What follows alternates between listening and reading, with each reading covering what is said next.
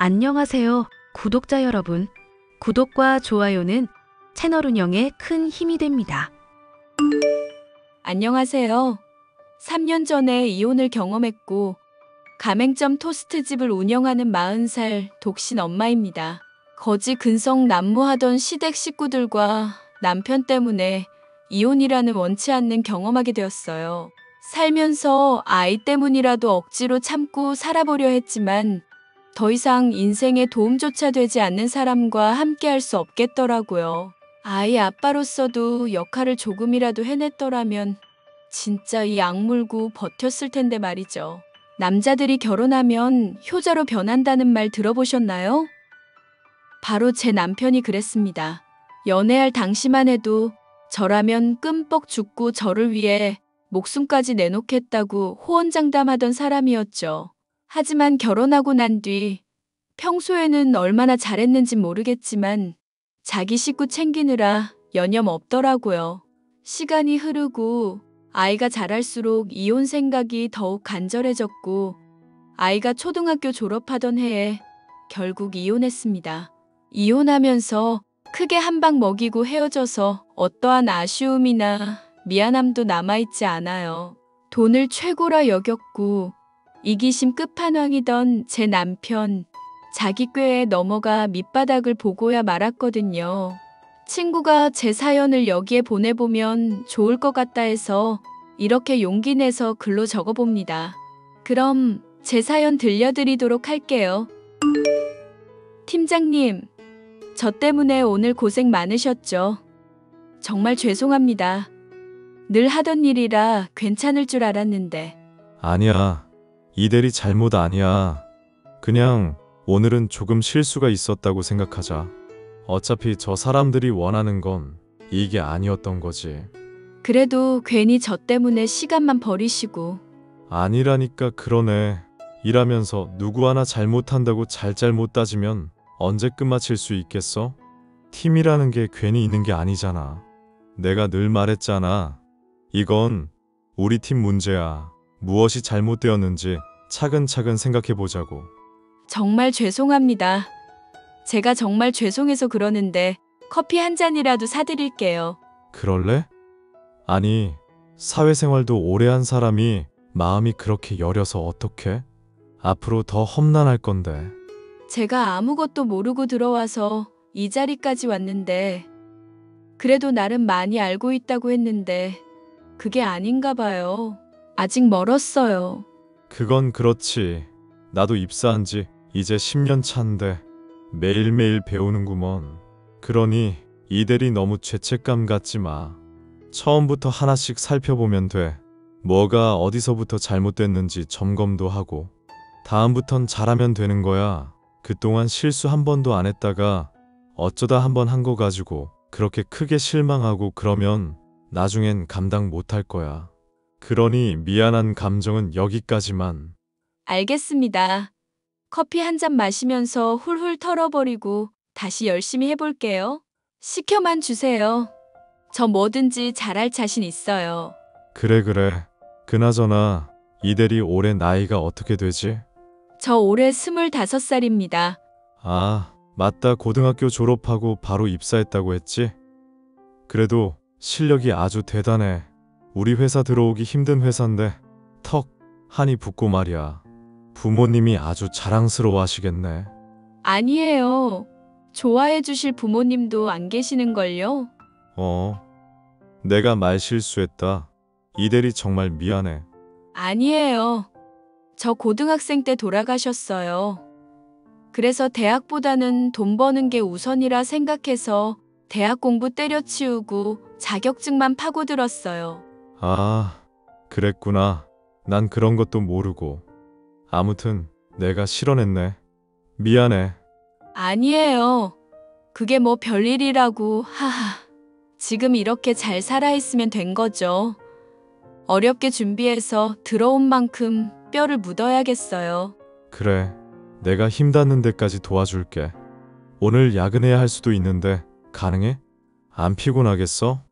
네, 당연하죠. 제가 친 사고가 있는데요. 야근은 각오하고 있습니다.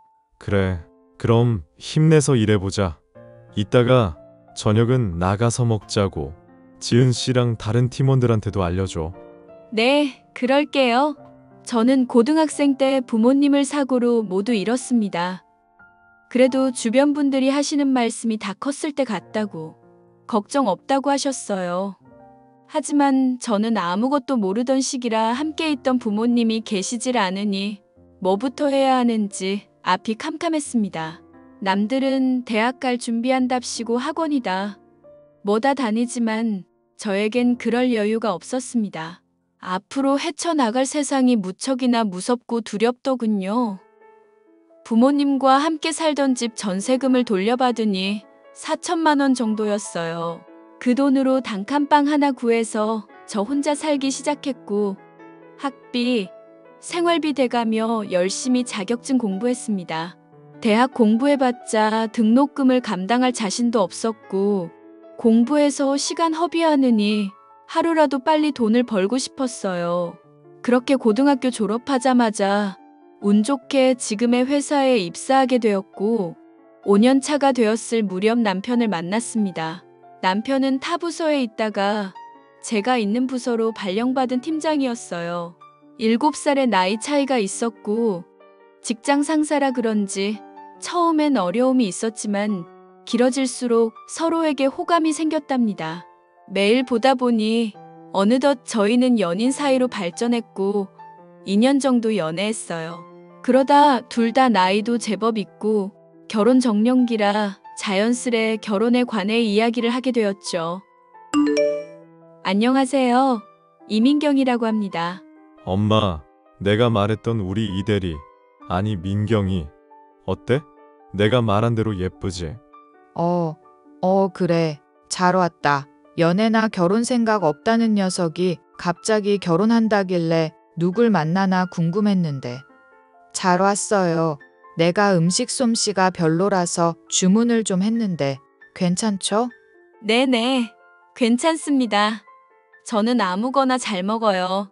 내가 정신이 없어서 하하 음식을 잘 안 하기도 하고 일 봐주시던 이모님이 갑자기 관두시는 바람에.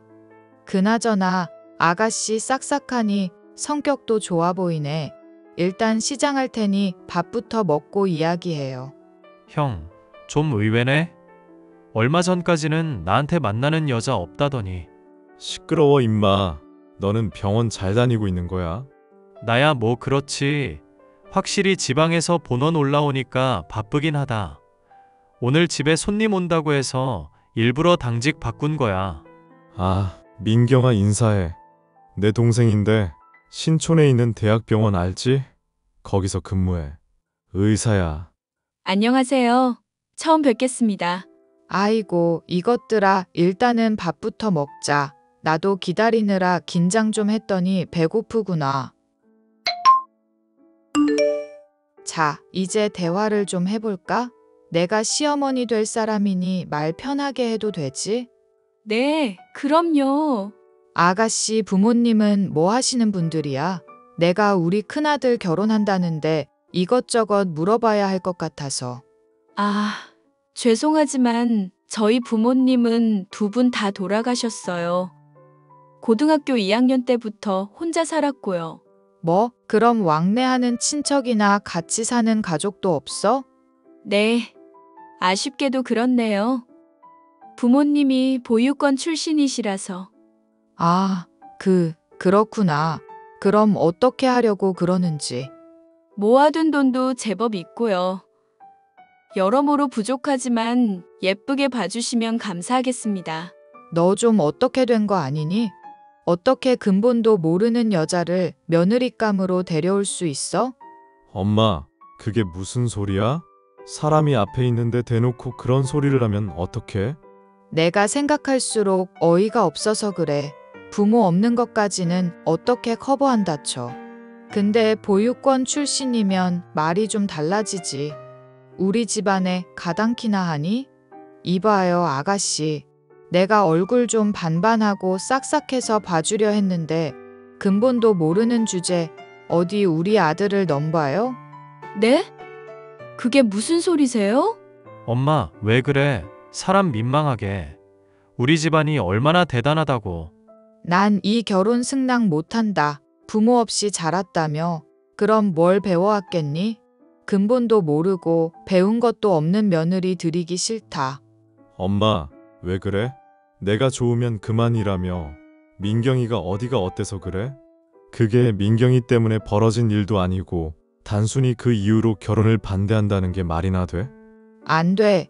네 동생 체면도 있고 너도 장차 큰일 할 사람인데 이렇게 보잘것없는 집안이랑 엮이라고 내가 그대로 돈 줄 아니?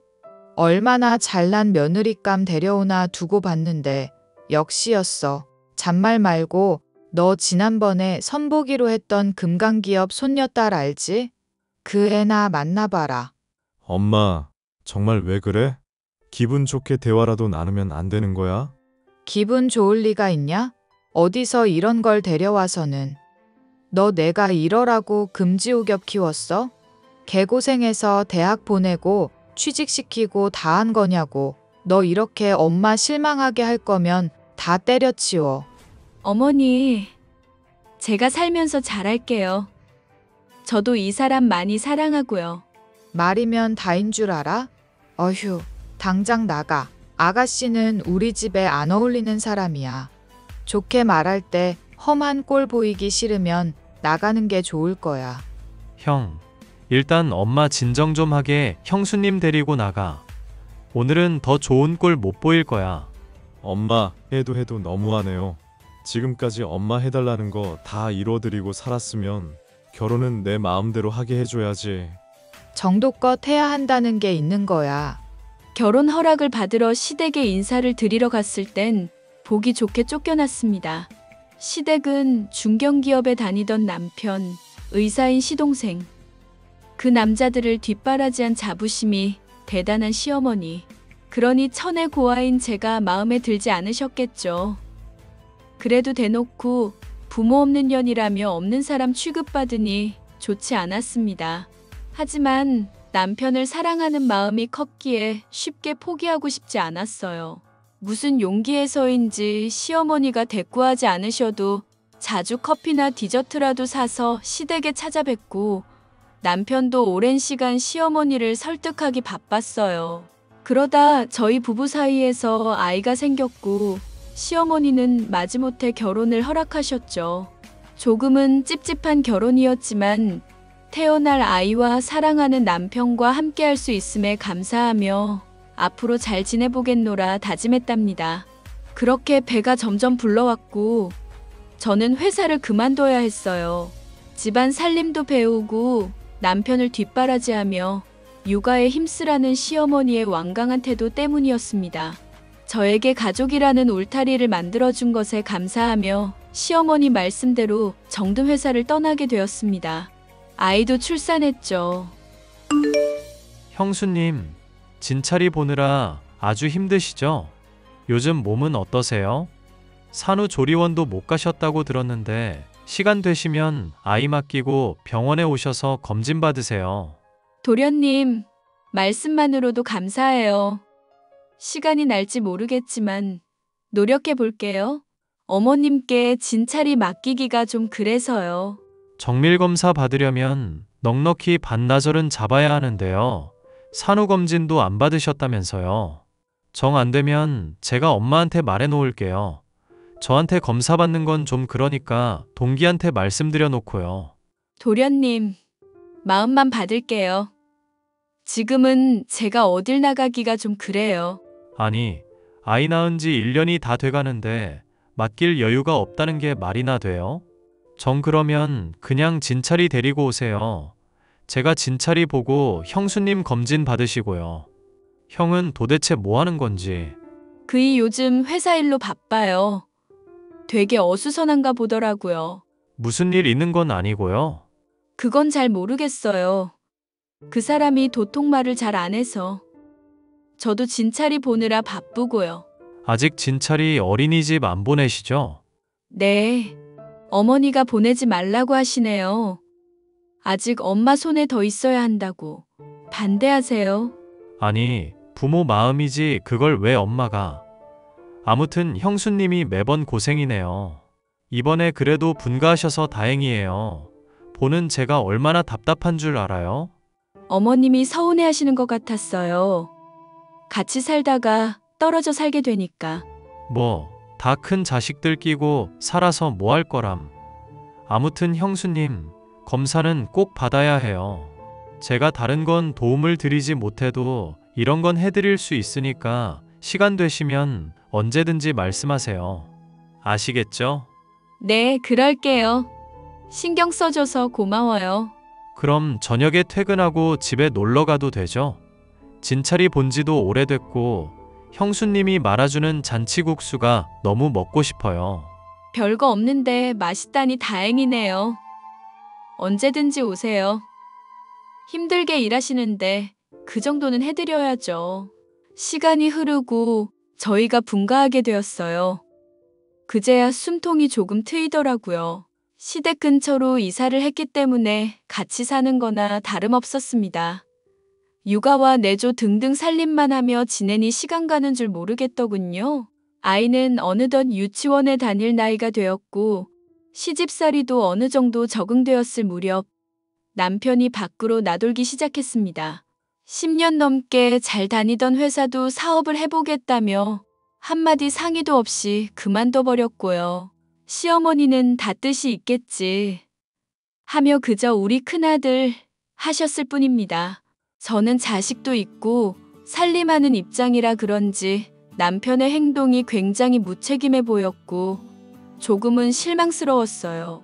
그래도 무언가에 도전한다는 게 다 잘 먹고 잘 살자는 취진이 나쁜 건 아니었기에 묵묵히 바라봐 주었습니다. 남편은 퇴직금이며 비상금이며 모아둔 돈을 사업자금으로 쓰겠다고 했어요. 하지만 보기 좋게 시도했던 사업은 말아먹었고 시댁 돈까지 끌어다 쓴 상황에 급격히 가세가 기울기 시작했습니다. 아이고, 일을 어쩐다느냐, 응? 제가 면목이 없어요. 엄마 죄송해요. 형, 그러게 뭐라고 했어. 무리하게 시도하지 말라고 했지? 10년 넘게 회사에서 일만 하던 사람이 갑자기 무슨 사업이야? 몇십 년 준비해도 성공할까 말지한 게 사업인데 형이 무슨 재주를 부려서 그놈의 사업을 한다고. 내가 다 잘 먹고 잘 살려고 했던 거지. 누가 당연히 망할 거라고 생각하고 하냐? 그만하세요, 다들. 그런다고 망한 사업이 성공하는 건 아니잖아요. 지금이라도 다시 잘해볼 생각해야죠. 야, 너는 안 사람이라는 사람이 말이다. 남편 길을 죽이면 안 되는 거야. 제가 뭘 했다고 그러세요? 제일 속상한 건 저라고요. 아무 말 안 하고 참고 있으니까 호구 같아 보이세요? 어머, 너 지금 시어머니한테 말하는 본 좀 봐라. 너는 집에서 살림만 하면서 뭘 안다고 지랄이야? 어머니, 저 이 사람이 생활비 제대로 갖다 준 거 못 봤어요. 맨날 이래저래 어머니 드린 거 모를 줄 알아요? 그래도 어떻게든 살아보겠다고 진찰이 어린이집, 유치원 보내놓고 아르바이트 다녔고 겨우 생활비 마련했고 손 안 벌리고 살았어요. 당신한테도 내가 면목이 없어. 그동안 너무 힘들게 해서 미안해. 말은 바로 하자. 그 빚 다 누가 갚아야 하는 건데? 일단 엄마 사는 집 경매 넘어가는 건 내가 메꿀 거야. 더 이상 집에 손 벌릴 생각하지 마. 알겠어? 도련님도 병원 차리고 장가 가시려고 돈 모으신 건데 괜찮으시겠어요? 저 어차피 결혼 생각 없어요. 지금 이 상황에는 더더욱이요. 우선 엄마 앞으로 돼 있는 빚부터 갚고 형 앞으로 이어깃는 건 어떻게든 해결해 봐야죠. 제가 퇴직금 받은 거랑 지금까지 모아둔 돈이 조금 있어요. 2억까지는 안 되는데 중간중간에 도련님이 알려준 주식으로 수익 본 것도 있고 어쨌든 지금 당장 급한 건 해결할 수 있을 것 같네요. 진찰이 키우고 하려면 그 돈 쓰지 마요. 내가 벌어서 갚는 게 빠르니까요. 어떻게 도련님 혼자 고생시켜요. 그러지 말고 제가 도울게요. 저도 이 집 식구잖아요. 그래, 네가 간만에 옳은 일 좀 하는구나. 지금까지 제 역할 한 적 없는 것 같은데. 여보, 그런 걸 왜 지금까지 말 안 했어? 혼자 잘 먹고 잘 살겠다. 이거야? 엄마, 말 좀 가려서 해. 형은 더 할 말 없어야 하는 거고. 그래. 여보 정말 미안해. 부탁 좀 할게. 이번이 처음이자 마지막이에요. 나도 더는 못 해줘요. 그리고 당신 막노동이든 뭐든 악착같이 일해요. 나 이 돈 그냥 못 빌려줘. 알겠어. 정말 고마워. 내가 여보 없으면 어떻게 사나 몰라. 진찰이 생각해서라도 내가 더 열심히 할게. 저는 그동안 모아두었던 돈을 모두 털어 남편의 빚을 갚아주었습니다. 물론 당장 생활할 여윳돈은 남겨두고 일을 하면서 부지런히 갚아나가야 하는 돈도 있었죠. 시동생과 제 돈을 모두 긁어모으다시피 해서 빚을 해결했고 남편은 처음 2년 정도는 미친 듯이 일만 했습니다. 하지만 형편이 조금씩 나아지기 시작하자 언제 그랬냐는 듯이 해이해진 모습을 보이더라고요. 시동생의 도움으로 시작한 주식도 계속하다 보니 재미도 있고 제 나름대로 공부도 해서 꾸준히 수익을 보고 있었습니다. 그러다 부동산에 투자를 해보기로 했고 재개발 소문이 돌던 동네에 있는 작고 낡은 빌라 하나를 구매했어요. 모든 식구에게 비밀로 했고 여전히 일을 열심히 하며 빚을 갚아나가고 있었습니다. 그러다 주식으로 크게 수익을 보았고 1억 원 정도 되는 금액이 제 수중으로 들어왔습니다. 제가 주식을 한다는 걸 알게 된 남편은 저를 예의주시하고 있었고 조금씩 제 돈에 눈독을 들이더라고요. 그러다 시동생이 결혼을 하고 싶다며 예비 동서를 데려왔어요. 참 착하고 마음씨 좋은 사람이었습니다. 모전자전이라고 했던가요? 시어머니와 남편은 정신 못 차리고 조금씩 사치를 부리는 모습을 보였습니다. 그러다 제가 이혼을 결심하게 된 계기가 발생해요. 시동생 커플이 일하는 저 대신 딸아이와 놀아준다며 놀이공원에 데리고 갔는데 웬일인지 다급하게 전화가 오는 겁니다. 형수님, 지금 당장 응급실로 오세요. 저 진찰이 데리고 가고 있는데 수진이가 갑자기 쓰러졌거든요. 짐작할 수가 없어서 가자마자 검사할 거예요. 빨리 오세요. 빨리. 무슨 일인데요? 우리 수진이한테 무슨 일 있어요? 설명은 병원에 오시면 해드릴게요. 지금 전화로 하기가 좀 그래요. 형수님, 수진이 병원에 입원을 좀 해야 할 것 같아요. 네? 도련님, 그게 무슨 말이에요? 우리 수진이가 어떤데요? 수진이 검사했는데 백혈구 수치가 비정상적으로 낮아요. 혈당 수치며 지금 호흡도 불안정하고. 그래서 뭔데요? 우리 수진이 아프면 안 되는데요. 수진이 혹시 증세 같은 거 없었어요? 코피를 쏟는다거나 갑자기 피곤해한다거나 이유 없이 정신을 잃는다거나. 그냥 유치원이랑 학원도 다니고 피곤한가 보다 했어요. 코피는 워낙 어렸을 때부터 자주 흘렸으니까 그러려니 했고요. 아니, 무슨 문제라도 있는 거예요?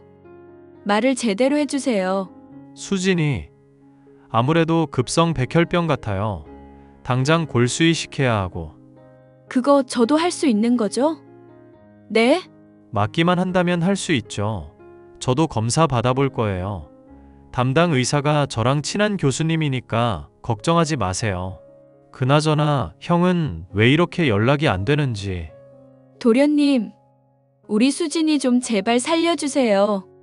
우리 수진이 하나밖에 없는 내 딸 수진이. 형수님, 너무 걱정하지 마세요. 제가 꼭 살릴 거예요. 딸아이는 갑작스레 백혈병 판정을 받았고 골수 이식이 필요한 상황이었어요. 남편과는 어렵게 연락이 닿았고 꼬박 하루가 지난 뒤에야 병원으로 달려온 남편은 딸아이를 보더니 눈물을 흘리더군요. 하지만 얼마 뒤 그 눈물이 거짓 눈물이라는 사실을 알았어요. 바로 남편이 바람을 피우고 있던 겁니다. 게다가 저 모르게 사업을 해보겠다며 제 3금융권에 2억이 넘는 돈을 대출받았더라고요. 일전에 빚을 갚아주면서 남편이 제게 쓴 각서가 있습니다. 다시는 돈 욕심 부리지 않고 사업하지 않겠다는 각서요. 가족에게 상처를 주는 행동을 할 시 이혼하는 것에 동의를 하기도 했고요. 그리고 남편은 저에게 충격적인 말을 건넸습니다. 그 와중에 다행인 건 딸아이와 제가 골수가 일치했고 수술도 성공적이었다는 겁니다. 예후도 좋고요. 어려서 그런지 회복도 빠른 편이었고 좋은 반응을 기대할 만하다는 담당 의사의 소견을 받았습니다. 여보, 나 할 말 있어. 수진이도 이제 건강해지고 있고 형진이도 곧 결혼한다는데 내가 1억 보태주기로 했어. 1억? 무슨 돈으로? 아, 어머님 돈으로? 작은 아들 결혼한다고 돈 좀 쓰셨네. 여기저기 일 다니시더니 제법 모으셨나 봐? 무슨 소리야? 당연히 우리가 해주는 거지. 당신이야말로 무슨 소리를 하는 거야? 도련님 결혼하는데 1억을 왜 우리 돈으로 해줘? 어머님은 뭐 하시는데?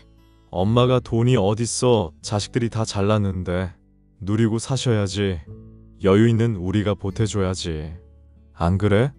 그러니까 그걸 누구 돈으로 하냐고. 당신 말이 왜 이렇게 안 통해? 당연히 우리 돈으로 해준다니까. 그동안 벌어서 모아둔 돈 있잖아.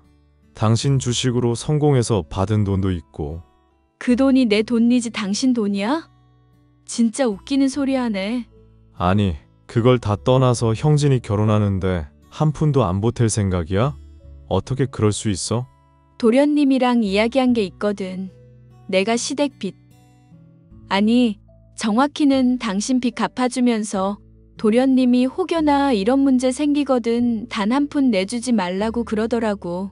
그리고 내가 피땀 흘려 모은 돈인데 우리 돈 아니라고. 와, 당신 지금 돈 좀 있다고 유세 부리는 거야? 잘난 척 하는 거야, 뭐야? 우리 부부야, 부부라고. 그래, 부부니까 하는 말이야. 난 그럴 생각 없으니까 알아서 하든지 말든지 해. 난 이미 도련님이랑 이야기 다 끝냈어. 그리고 이왕 말이 나와서 하는 말인데 너 그 돈 받아서 그년이랑 쌀림 차리려고 그러지? 내가 당신 바람 피우는 거 모를 줄 알았어? 내가 바람을 피운다고. 그건 또 무슨 소리야? 너 낚시 동호회 나간다더니 거기서 만난 최연이라는 년 만나잖아. 너 나한테 각서 쓴 거 기억하니? 난 그대로 이혼할 거니까 각오해. 뭐? 야, 이 미친년이 뚫린 입이라고 함부로 말하네. 미친년? 나는 욕 못하는 줄 알아? 너 수진이 쓰러져서 사경 헤맬 때 그년 만난 거 다 알아. 네가 애 아빠 맞아?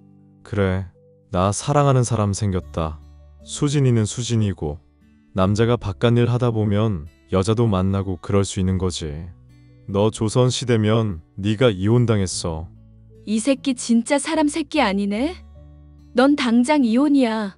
저는 그 길로 이혼 전문 변호사와 상담을 마쳤고 이혼 소송을 진행했습니다. 남편이 썼던 각서, 제가 빚 갚아주느라 이체한 명세 모두를 증거로 내밀었죠. 손해배상 청구 소송도 함께 진행했습니다. 이혼 소송할 비용도 없었던 남편은 시어머니에게 돈을 받아 겨우 변호사를 선임했죠. 당연히 보란듯이 소송에서 패한 남편은 저에게 5천만 원이라는 위자료를 지급해야 했습니다. 한 번에 못 줄 걸 알아서 다달이 양육비 겸 200만 원씩 보내라고 했어요.